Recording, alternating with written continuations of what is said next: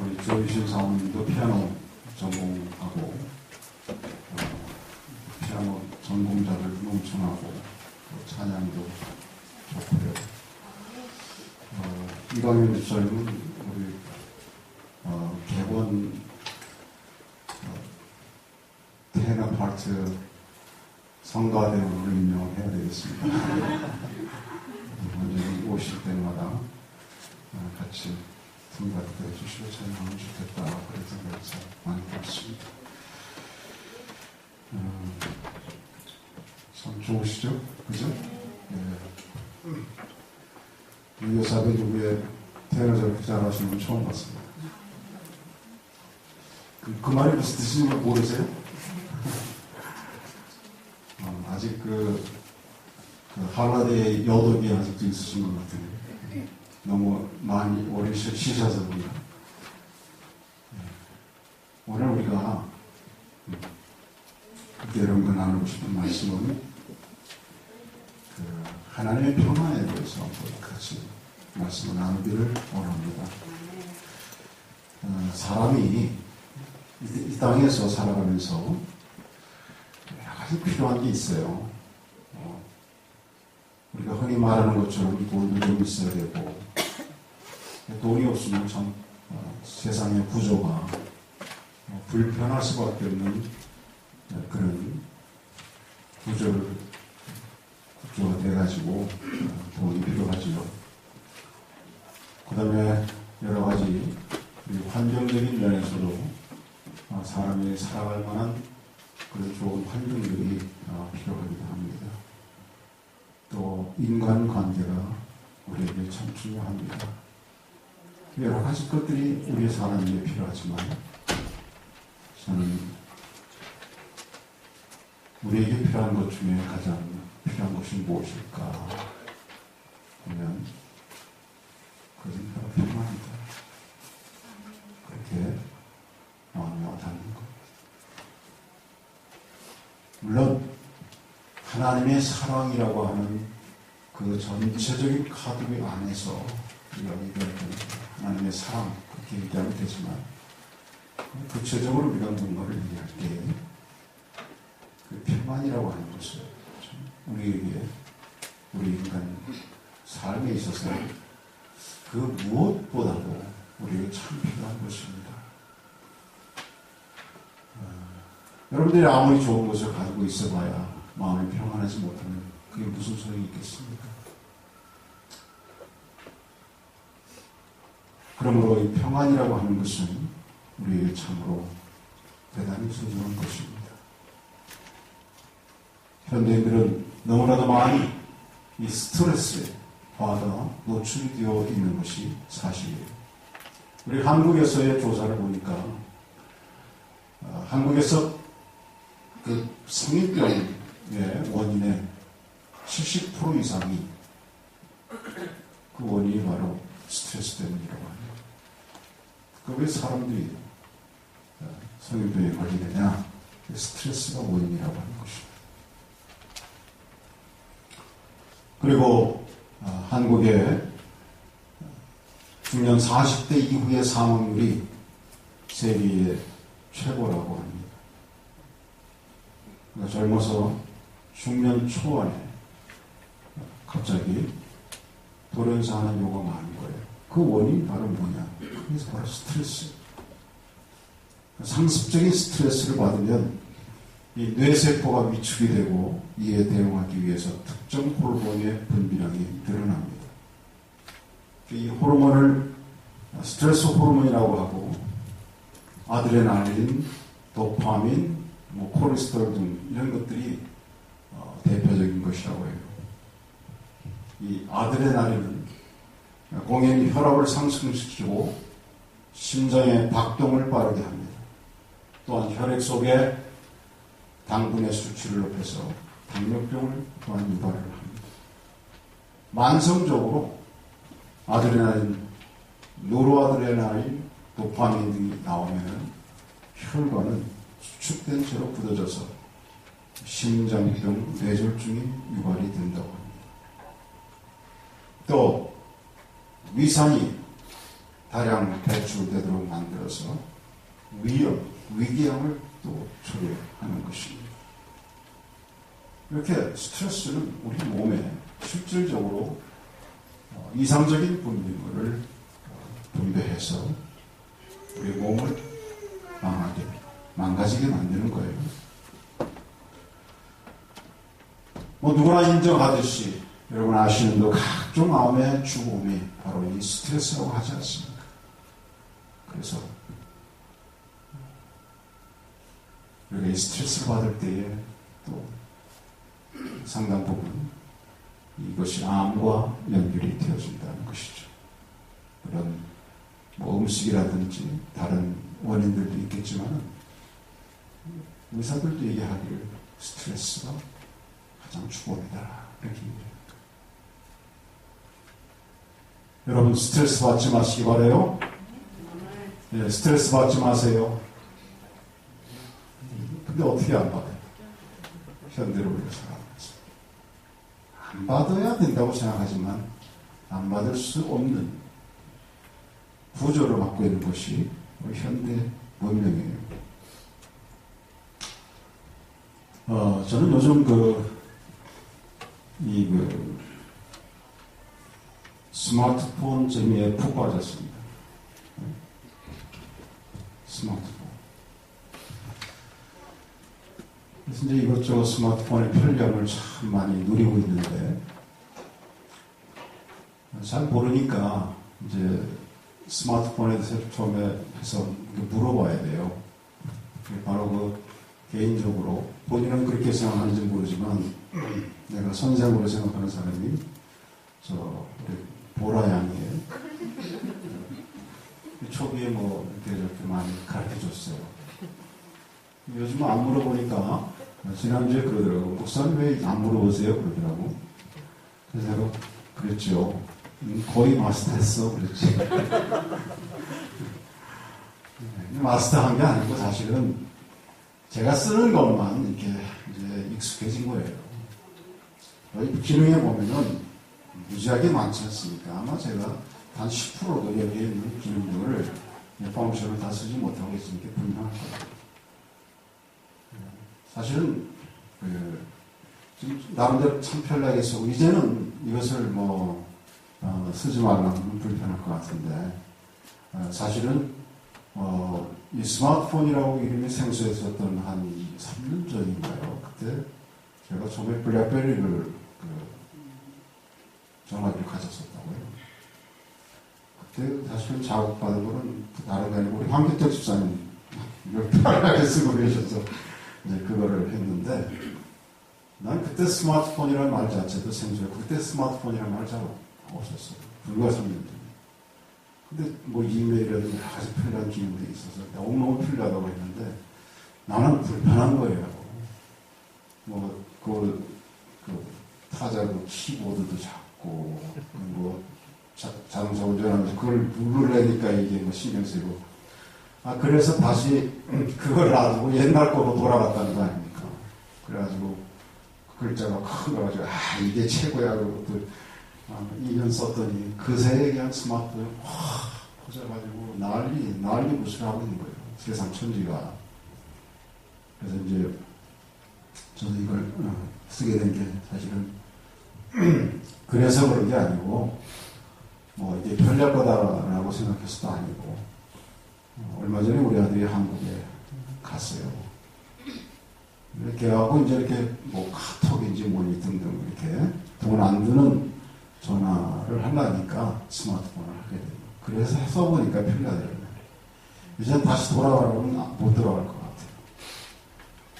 그러나 생각해보면 여기에 있는 이 펑션을 아마 70% 이상, 반 이상 쓰려고 이렇게 해도 무지무지하게 머리가 복잡해지고 그거를 다 이렇게 하려면 또 다른 머리를 써야 되지 않을까 이런 생각이 들어요.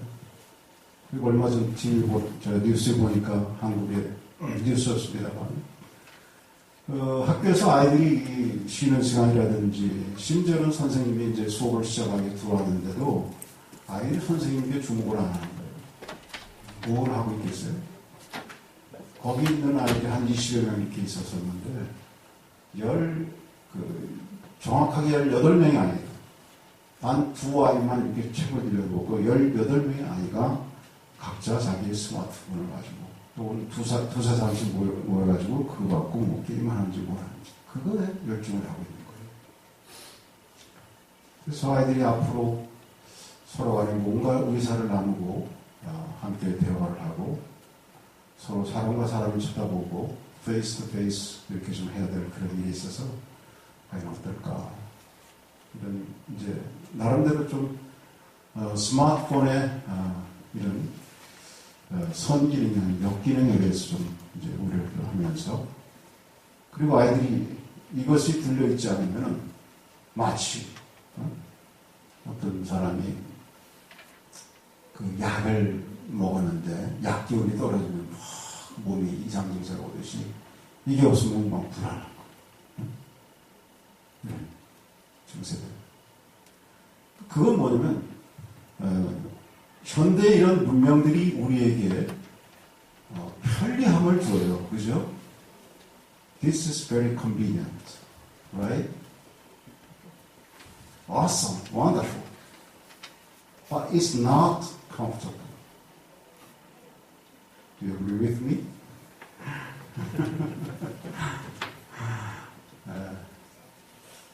이게 편리하긴 하지만 이게 우리를 평안하게 해주는 건 아니에요. 응? 우리를 편안하게 해주는 건 아니더라고요.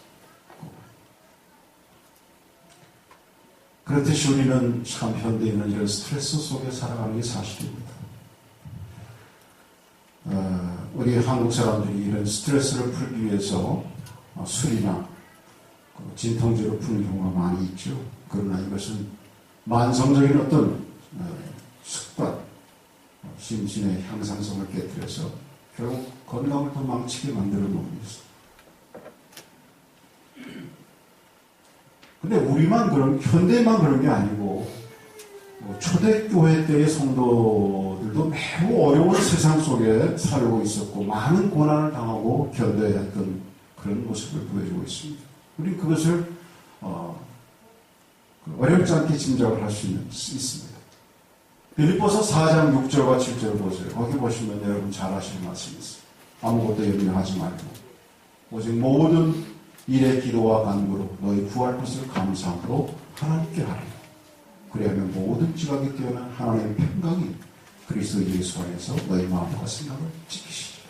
그렇게 사도 바울이 빌립보에 있는 형제들에게 이 말씀을 주었습니다. 하나님의 평강이 그리스도 예수 안에서 너희 마음과 생각을 지켜주실 거야. 이렇게 위로의 메시지를 주면서 앞에 전장이 뭐냐면 이것도 염려하지 말고 그랬어요. 이게 뭐를 의미하겠습니까? 빌립보에 있는 믿음의 성도들도 염려가 많다 그런 얘기예요. 그들도 어려운 시대를 살아가고 있다는 얘기예요.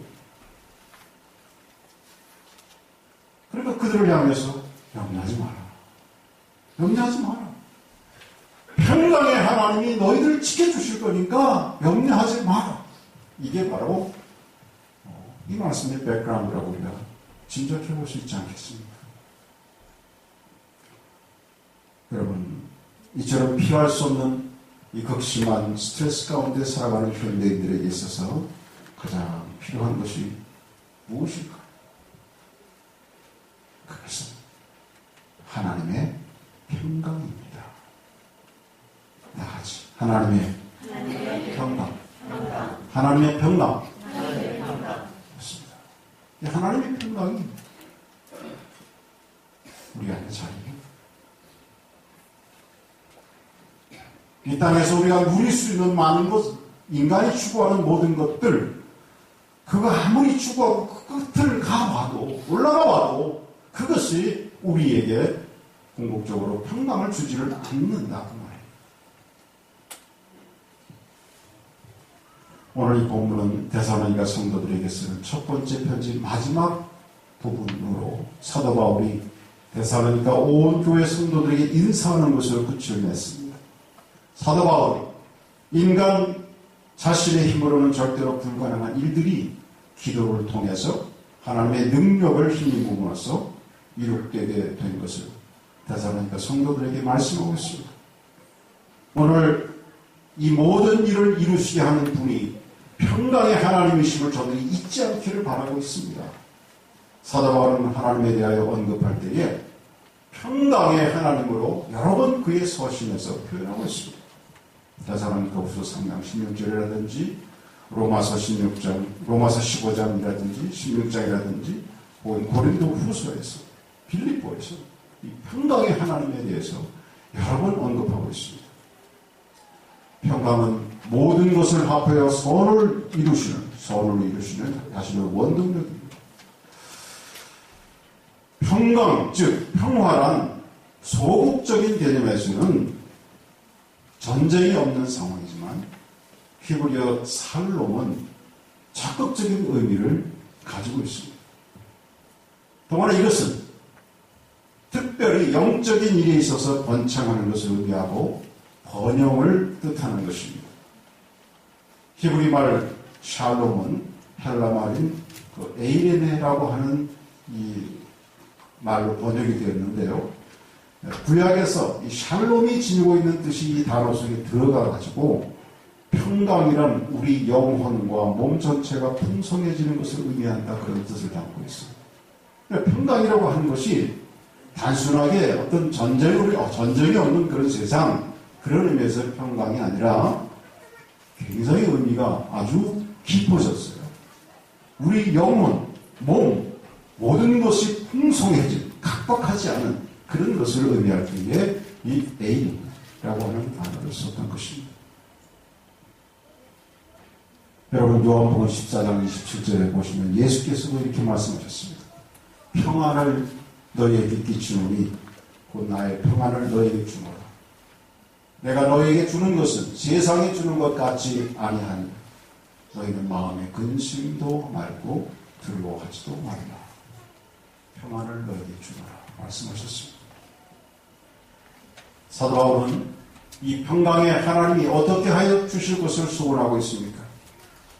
오늘 이 데살로니가에 있는 형제들에게 이 편지를 마무리하면서 두 가지를 얘기하고 있어요. 하나는 온전히 거룩하게 하여 주실 것을 소원하고 있습니다. 데살로니가의 형제들이 믿음으로 온전해지기를 바라고 있다, 그 말이에요. 두 번째는 영과 혼과 몸이 주 예수 그리스도 강림하실 때까지 흠없이 보존되기를 소원하고 있습니다. 이 두 가지 의미가 뭐냐면, 첫 번째, 그 데살로니가에 있는 성도들이 되어지기를 바라는, 거룩하게 하여 주신다는, 이 거룩해진다고 하는 의미가 뭐냐면 바로 하나님의 형상으로 닮아가는 것을 말하는 거예요.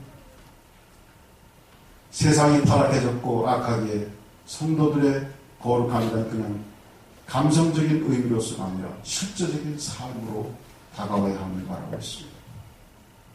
여러분, 우리가 살아가는 세상은 결코 거룩하지 않습니다.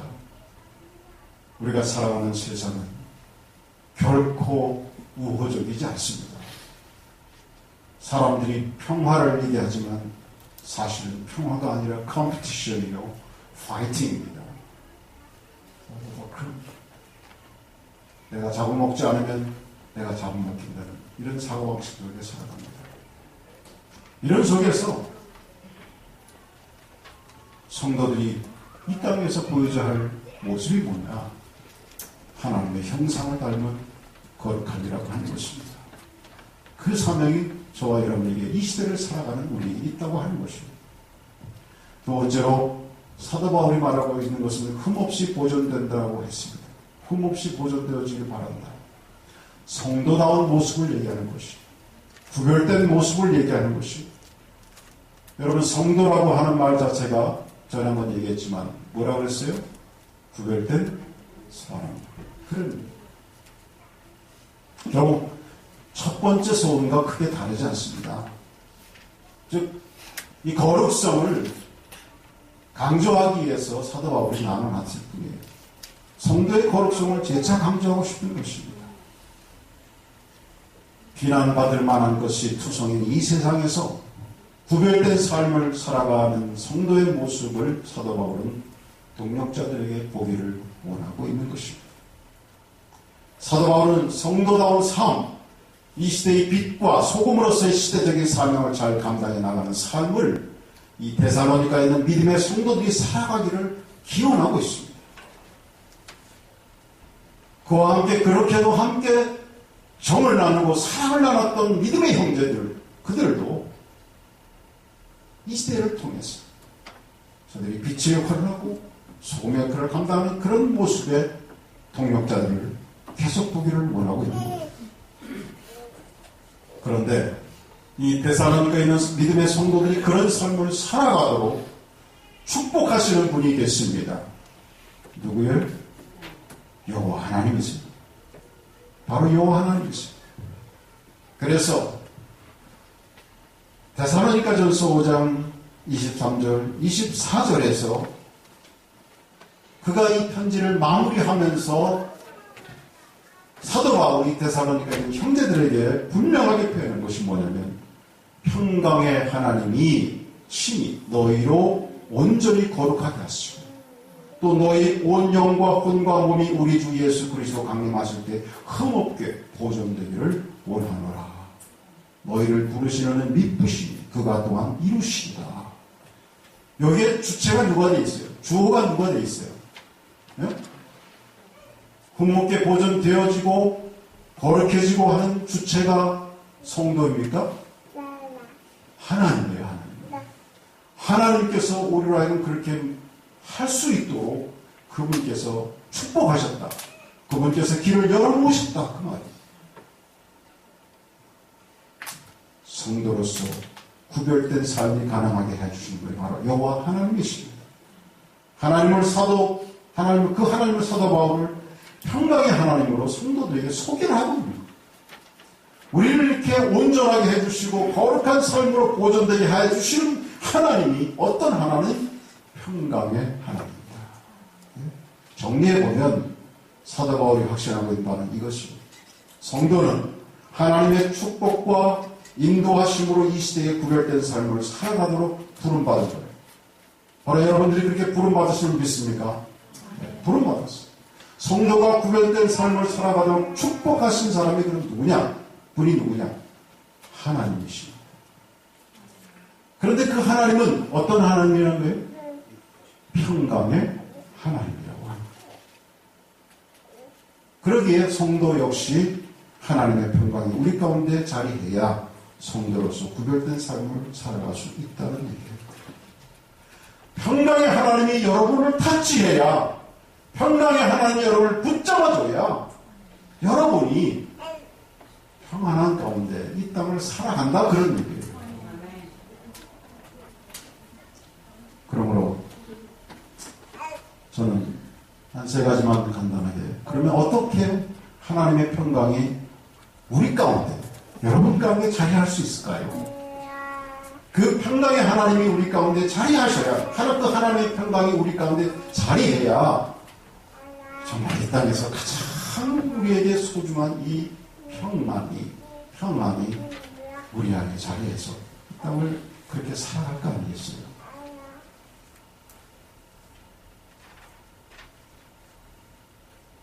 은혜 교회 성도님들은 평안을 누리시길 주의 이름으로 축원합니다. 세상 살아가면서 스트레스 막 받아가면서 죽을 때까지 그렇게 살다 보면 전 불행한 게 없어요.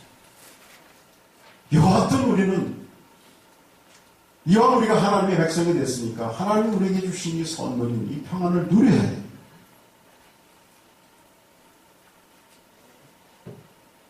스트레스라고 하는 것을 피해갈 수 없다면 우리가 극복해야 돼요. 무엇으로? 평안으로. 네. 어떻게 이 평안이 자리할 수 있을까요?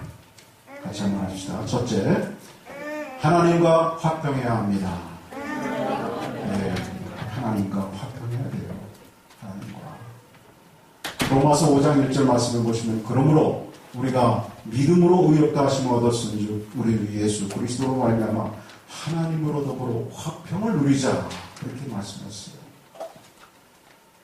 여러분 어찌 생각하면 뭐 당연한 얘기 같아요. 그렇죠? 하나님하고 내가 언제 싸웠나? 그럴 수 있어요.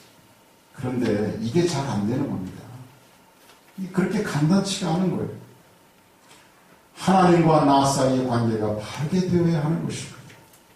하나님께서 지으신 우주 만물 가운데 살면서 하나님의 법대로 살지 아니하고 오히려 악을 행하고 죄를 범함으로 하나님과의 관계가 끊어지고 말았습니다. 하나님으로부터 벗어나서 자기 마음대로 자유함을 누리며 살아갈 때에 구속이 없고 자유하고 평안할 것 같지만 어때요? 실상은 그 정반대예요. 오히려 불안합니다. 아이고, 나 하나님 간섭 필요 없어요. 귀찮아요. 나 구속받기 싫어요. I'm free. 나 혼자 할 테니까 간섭하지 마세요. 내가 알아서 할게요. 여러분, 그러면 자유함이 있냐 이거예요. 그러면 평안하냐 이거예요. 오히려 불안하다는 얘기예요. 하나님과의 관계를 끊어버리고 멀리하는 자는 점점 죄의 굴레 가운데 빠지게 되어 있습니다. 죄는 인간의 마음의 불안을 가중시킵니다. 그러면 하나의 예로 하나님께서 만드신 최초의 인간인 아담과 하와가 하나님의 보호 아래 하나님의 동산에서 그들이 그곳에서 잘 살아가도록 하나님께서 만들어 놓으셨어요. 그런데 이 마귀라는 것에 꾀임을 받아가지고 그만 마귀가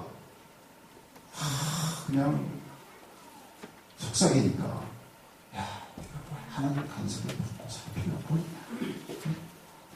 하나님께서 너에게 자유의지를 줬고 네가 알아서 할 수 있는 판단을 다 주고 하는데 뭐로 그렇게 살아? 네가 자유롭게 살 수 있어. 그래서 이 선악과를 하나님께서 따먹지 말라고 하는 그것을 따먹게 해서 그것만 먹으면 눈이 밝아져서 하나님처럼 꾀임을 받아서 혹했어요. 아유, 하나님이 나를 간섭하시는 것 같고 하나님 만드신 에덴 동산 벗어나지 말라고 하는 것 같고 뭐 하나님께서 일일이 내게 뭐 이렇게 당신은 나를 케어한다고 하시지만 내게는 뭔가 이렇게 구속된 것 같고 그런 차에 그런 얘기가 들리니까 자유함이 있는 것 같았지만 여러분 결과가 어땠어요? 자유할 줄 알았는데 자유하지 않았어요. 마음이 평안할 줄 알았지만 평안하지 않았어요. 불안했습니다. 쫓겼습니다. 그래서 숨고 말았어요. 그렇죠? 평안했으면 떳떳했으면 왜 숨었겠어요? 정말 그 사탄씨 말대로 내가 했더니 이렇게 평안해지고 자유함을 입었다. 정말 좋다. What a wonderful. I'm free. 막 그러면서 세상을 활보했겠죠. 근데 정반대였습니다. 하나님의 손아귀로부터 벗어나 보니까 오히려 불안했습니다. 오히려 두려웠습니다. 그래서 숨었습니다.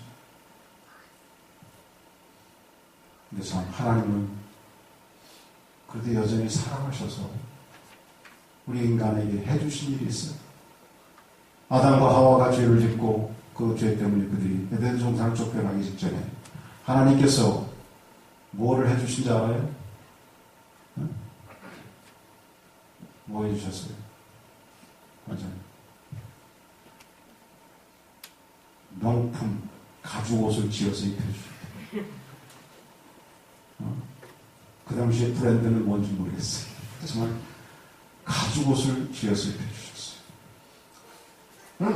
그게요, 상징적인 깊은 신학적인 의미가 있는 거예요. 그게 뭔지 아세요? 가죽이라는 게 뭐예요? 가죽이라는 것은 가죽을 하려면 짐승을 잡아야 된다. 그죠? 잡는다는 것은 피를 흘린다는 거예요. 피를 흘린다는 건 뭐냐면 바로 예수님의 십자가의 보혈을 흘리는 것입니다. 그러니까 예수님께서 이 땅에 오셔서 죄의 분리로부터 우리를 해방시켜 주시고 우리로 하여금 평안, 하나님과 화평케 만들어 주시는, 하나님께서 이런 죄로 인한 원수의 관계를 화평케 만들어 주시는 하나님의 사랑이 여전히 거기에 있음을 얘기하는 거예요. 하나님은 저와 여러분을 이렇게 사랑하신 줄 믿으시기 바랍니다. 그 하나님의 화평함이 우리에게 여전히 유효합니다. 여러분, 어떻게 화평하지? 하나님께서는 이미 우리에게 길을 열어주셨어요. 그렇다면 우리가 하나님과 화평할 수 있는 것은 다 같이 순종합니다. 말씀에 따라서. 두 번째, 우리가 하나님의 평강이 우리 가운데 어떻게 자리할 수 있습니까? 한번 같이 하겠습니다. 다 같이 하나님 안에서 생각해야 합니다.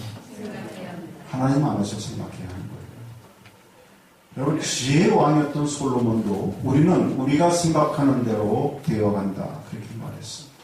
그러니까 생각하는 것이 중요하다고 하는 것이고, 우리가 생각하는 대로 된다고 하는 것은, 악한 것을 생각하는 사람은 늘 악을 동거해요.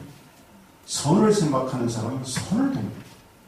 사랑을 생각하는 사람은 늘 사랑, 미움을 생각하는 사람은 늘 미움을 생각해요. 그렇지 않습니까? 빌립보서 4장 7절에 보신 대로 하나님의 평강이 그리스도 예수 안에서 너희 마음과 생각을 지키시리라. 하나님을 신뢰하며 감사의 마음으로 소망 가운데 생각하는 것입니다. 부정적인 생각, 절망적인 생각이 아닌 긍정적이고 희망적인 생각인 것입니다. 골로새서 3장 1절 2절 보시면, 그러므로 너희가 그리스도와 함께 다시 살리심을 받았으면 위의 것을 찾으라. 거기는 그리스도께서 하나님 우편에 앉아 계시느니라. 위의 것을 생각하고 땅의 것을 생각하지 말라 말씀하셨습니다. 이것이 하나님 안에서 생각하는 것입니다. 즉 하나님 안에서 생각하는 것이 뭐냐? 위의 것을 생각하는 거예요. 위의 것. 다 같이 위의 것. 네. 위의 것을 생각할 때 우리의 마음에 하나님의 평강이 임하는 것입니다. 땅의 것을 생각하는 동안에는 우리에게 평강이 있을 수가 없습니다. 여러분, 땅의 것을 생각하는 동안에는 우리에게 뭐가 임하죠? 뭐가 임하죠? 스트레스. 말씀드렸죠. 정말 그렇지 않아요, 여러분? 이 땅의 것을 생각할 때마다 우리에는 스트레스. 생각 안 할 수가 없잖아요. 근데 스트레스가 있는 거 사실. 이 땅에 돈 생각하면 스트레스. 이 땅에 자녀들 생각하면 애들 빛나고 있다지만 스트레스. 땅의 것은 하여튼 그게 동거예요. 근데 위의 것을 생각하면 평안이 있습니다. 아멘. 여러분, 하나님 안에서 생각하시기 바랍니다. 아멘. 하나님 안에서 위의 것을 생각하는 것은 늘 소망 중에 있는 거예요. 감사의 마음이 있는 거예요. 그 로이드 존스라는 분이 그 말을 했거든요. 고린도후서 5장 17절의 말씀을 그분이 소개하면서, 누구든지 그리스도 안에 있으면 새로운 피조물이다. 우리가 새로운 피조물이라고 하는 거예요. 그러면 우리가 새로운 피조물이기 때문에 그리스도인은 개선된 존재가 아니고 혁신된 존재도 아닙니다. 그는 새로운 피조물입니다. 그래서 전적으로 다른 존재들입니다. 그러니까 우리가 totally different한 이런 존재들이라고 하는 거예요. 그냥 조금 변해진 존재가 아니라 아주 다른 존재라고 하는 거예요. 물리적으로 변화된 게 아니라 케미컬리, 화학적으로 변화된 존재가 바로 그리스도입니다. 그분이 그렇게 소개하는 거예요. 그러면서 그의 전체적인 삶은 그리스도인이 아닌 사람들과 놀라운 대조를 나타내는 삶이에요. 그러니까 그리스도인이 아닌 사람, 하나님과 관계가 없는 사람과 우리의 삶이라고 하는 것은 확연하게